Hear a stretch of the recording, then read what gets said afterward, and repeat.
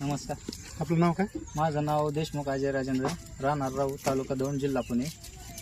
आपलं एक कोणतं कांदा बियाणं आहे? आम्ही मागल्या वर्षी जिंदालचं पुन्हा फुरसंगी बियाणं घेतलं होतं आणि ह्याची उगम क्षमता बी चांगली आहे आणि टिकाऊ बी क्षमता चांगली असल्यामुळे आम्ही हे बियाणं निवडलं.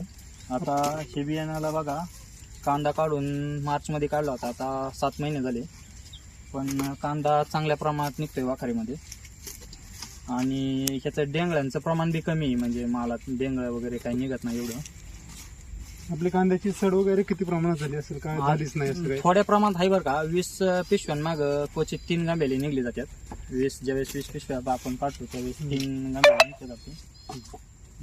तसे कांद्याची क्वालिटी वगैरे आणखीन पण क्वालिटी साईज चांगली आहे, त्यामुळं आता आम्ही परत रोप टाकलेले आहे. तुम्ही दाखवू शकता त्यांना. अजून आम्ही 2-3 एकर रोप टाकलेलं आहे जिंदालचंच, त्यामुळं काय अडचण नाही आहे रोपाची. कांद्याची साईज बी चांगली आहे. धन्यवाद.